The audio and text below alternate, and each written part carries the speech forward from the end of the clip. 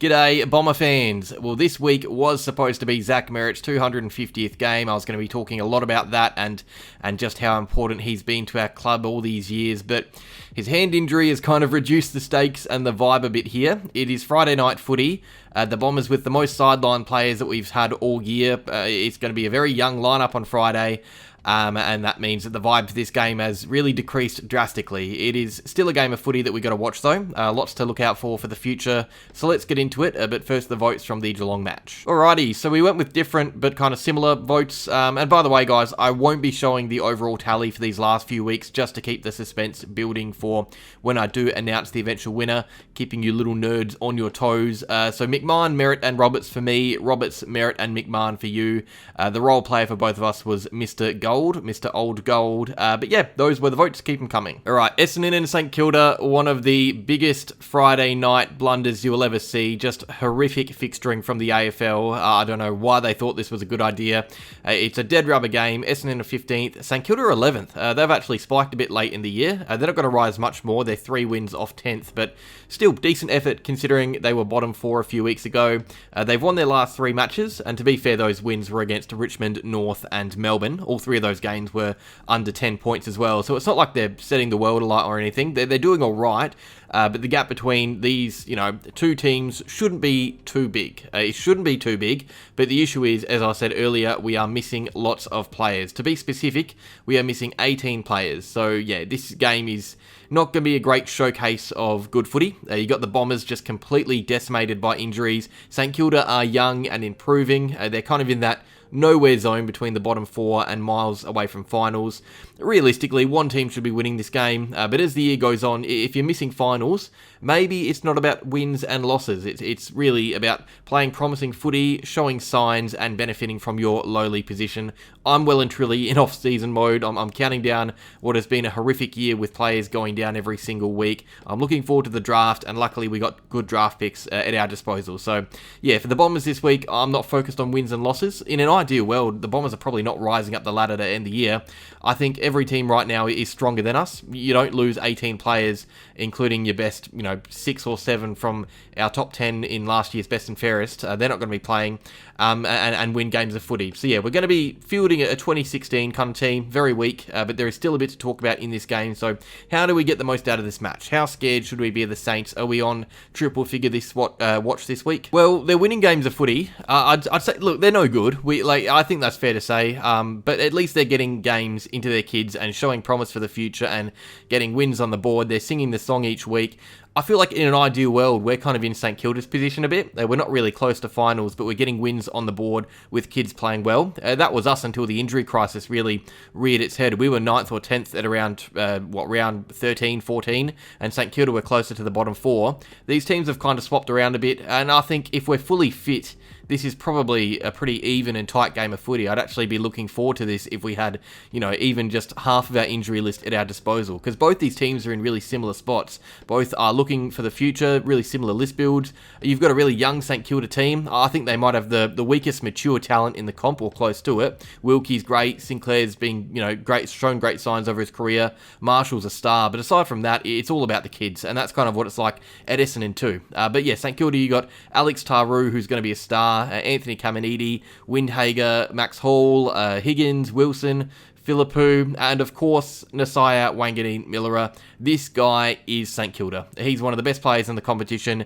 and without him, the excitement and creativity just would not be there for the Saints. He is the danger man on Friday. If he is playing well, St. Kilda are playing well, and if not, they got to find that star output from somewhere else. But the question would be, who aside from Nasiah can really break the game apart for the Saints? I don't think there are many players on that St. Kilda team even close to his level. I think if you stop Nasiah, you really do stop St. Kilda in a lot of ways. Fun fact, Nasiah, in every game St. Kilda have won this year, he's got over 25 disposals. They've won 8 games, and in only one of those matches has Nasiah not received coaches' votes. So stop Nasiah, stop St. Kilda. But how do you stop him? Well, yeah, I mean, teams have tried to stop him. There isn't really a lot you can do to get on top of a player like him. You can say throw someone on him in a run with roll, but that is easier said than done. Who at Essendon right now that is fit and healthy can really run with Nasiah Wanganeen-Miller? He can play halfback, he can play through the midfield, he's got tremendous speed and endurance, he finds himself in such good positions and uses the ball incredibly well.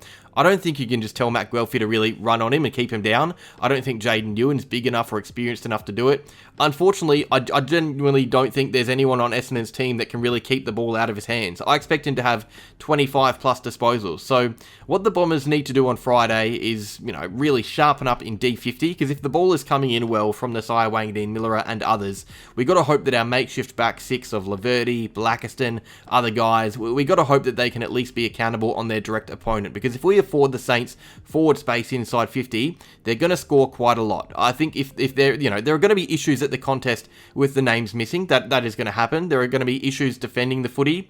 I think a big part of Essendon keeping this game close and winnable will be our defence. Whether or not we can, really lock down on the St Kilda entries. That'll be the watch for me. And of course, there is every chance that we do surprise at the contest. I'll talk about personnel in a second, but with pretty much only Sam Durham left of the fully fit or full-time midfielders, I think the midfield just surely will not get the advantage, especially because, you've either got Goldstein or Vigo rucking against Rowan Marshall, who is awesome.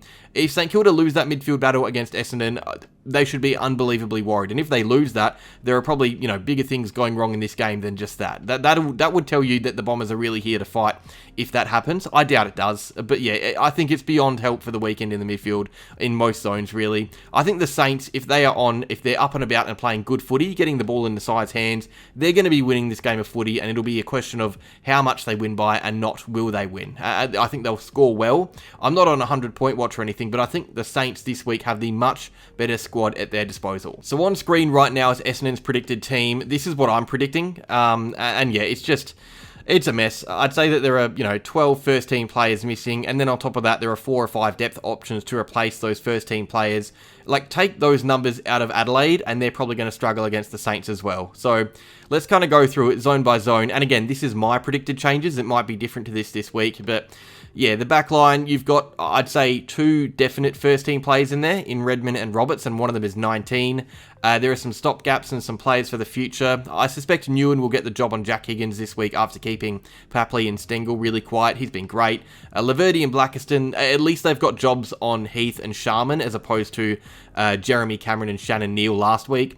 You move up the ground, Dersma and Durham are going to be really important to this game because there's no Merritt, there's no Caldwell, Nick Martin, Parrish, Dylan Shield, Will Setterfield, and it seems like Vigo will be rucking after being rested in the VFL. So the midfield, that is a no contest for me. I don't think our midfield has ever been this weak. Durham's going to run through there.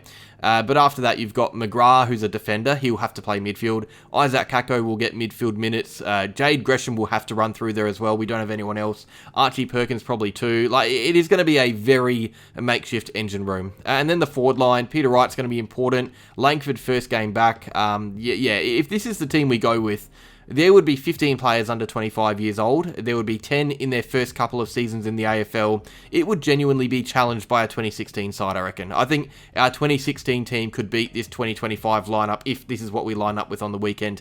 We are missing so much talent and experience from our team. I don't think you can go into any game expecting to win with what we have. I'd hope that the boys do, and I'd hope that they're playing to win, and I hope it's close, but you can't really look on screen and tell me that this team is ready to win games of footy against an informed St Kilda.